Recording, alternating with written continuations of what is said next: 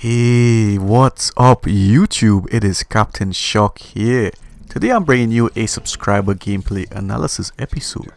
The subscriber being featured today is called Zach, and Zach is a very loyal and appreciated subscriber. You always see him in the comment section, being helpful, being positive, and generally supporting the channel, which I like. And a lot of you ask, well, how do I get on to the subscriber gameplay analysis series?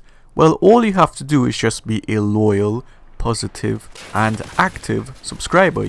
Make yourself known in the comment section, help each other out, share the videos, and just generally contribute to the channel. Now, the setup Zach is using is the K-Bar with grip, quick draw, and suppressor. But he's also using Ghost, Scavenger, Hardline, and Dead Silence.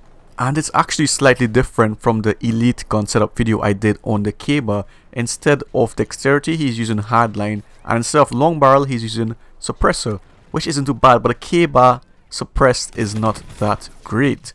However, he is doing alright with it. But you will see during the gameplay where the elite setup would have helped him so much if he had followed it. So no, he is in this position, he's seen the skulls around him, he's reacting nicely. He's melted them nicely as well, good connection.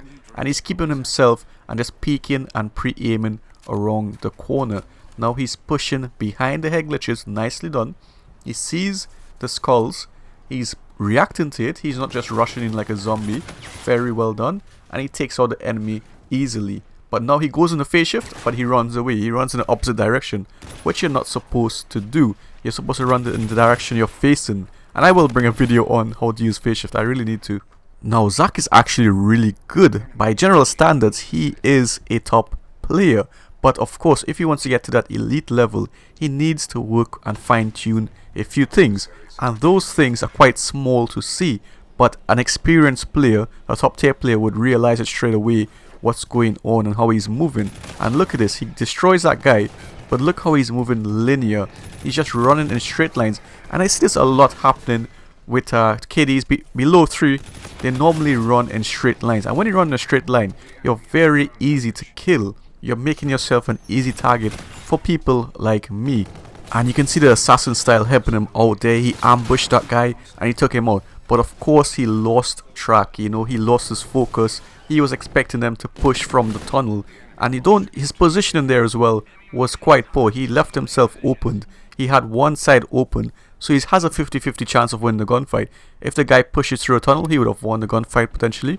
But there's another chance that the guy would have flanked around like that, and a decent enemy does that. So you really have to position yourself properly. He has the gun skill, of course, and he can do it. He has the ability to do it.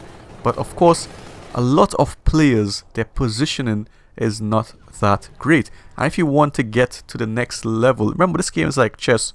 If you want to get to that elite level, the pro players play games of chess in Call of Duty. It's a game of positioning as well.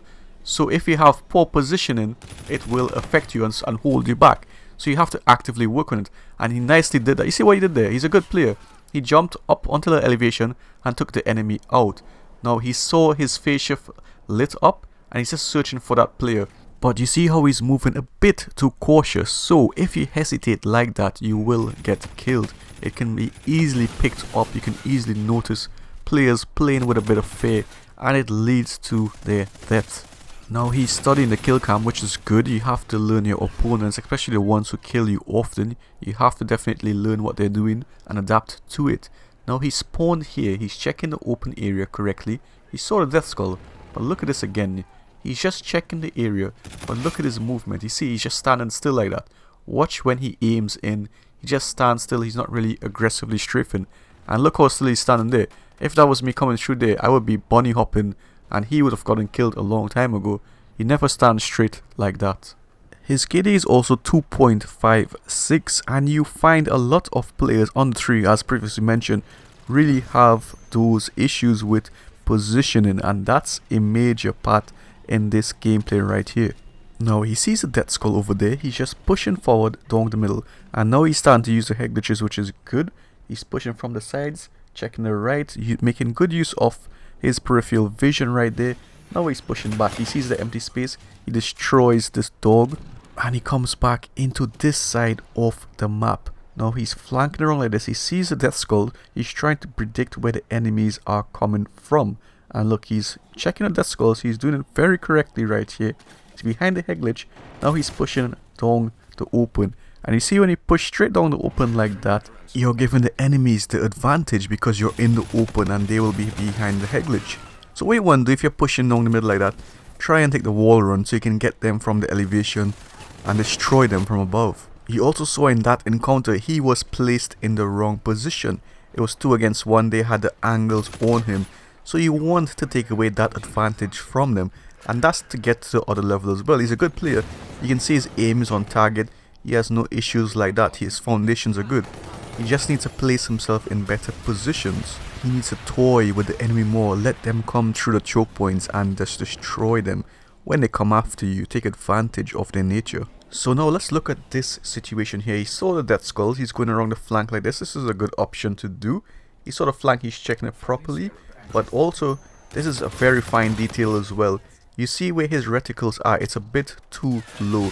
It needs to be slightly higher because against really good players, and you know this is for like really top tier players, you need to hit the upper chest.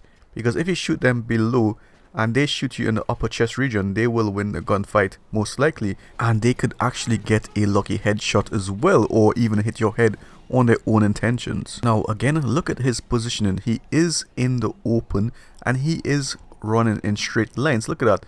He's just running straight. He's running predictable. There's not any sliding involved. There's not any angles involved. Look, he's just straight head on. And of course he's not pre-aiming. How many times did he pre-aim here? He's just waiting for them.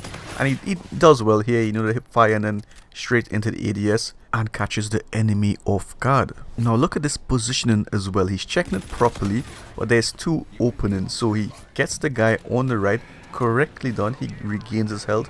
Very well done. You can see he is over a 2.5 KD by, you know, regaining his health. He's not really pushing that hard. And look at that. He just destroys them there. Very nicely done.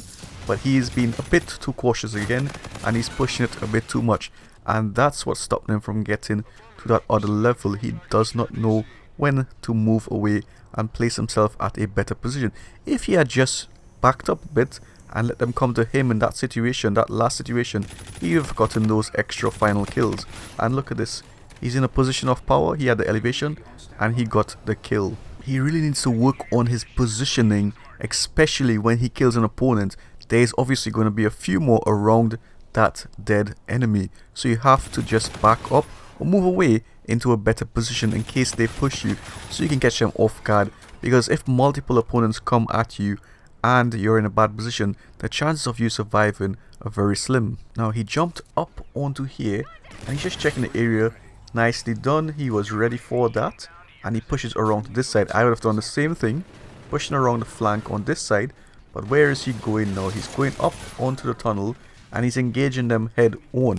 This is the worst position to have because most of your teammates are there and you don't want to stay around your teammates too much. You want to cover the open space because the enemy can get through that opening, that little space, that opportunity you give them, and flank around and destroy multiple of your teammates, including yourself. And that's what I look for as well when I'm playing. If the enemy gives me an opening or I spot a weakness, I am going to take advantage of it and just destroy them. And of course the care package is here. You got this care package, nicely done. And always pre-aim. You see what he's just pushing there? There's no pre-aiming involved. What if the enemy is wearing Ghost? What if that happens? You see what I mean? You have to be disciplined about it and use the techniques taught. It will help you. But overall, a very good player. You can tell he's a 2.5 plus KD player easily. And also he can be a 3 KD player if he just fine-tunes that gameplay. So I hope you guys enjoyed that. Please leave a like if you did. Please share the videos if you want to see me grow. And thank you again for sharing videos. And do subscribe if you haven't already. Take care. Bye.